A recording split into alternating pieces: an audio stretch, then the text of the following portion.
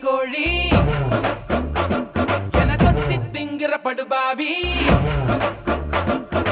ஆத்தி அடியாத்தி என சுத்த வைக்கிற சுதியத்தி அரகுற வயசுல மயக்கிற சயசுல கருமென இனிக்கிற எருமனி அழைக்கிற உனக்குள்ள என்ன வச்சு உண்டியல குலுக்கிற பரபரப்பா இருக்கு இதனோட சிரிப்புல சிறையில அடைக்கிற தின தின மனசுல கலவரம் நடத்துற முடி முதல் அடிவரை தினசா மிரட்டுற கிழக்கிழப்பா இருக்கு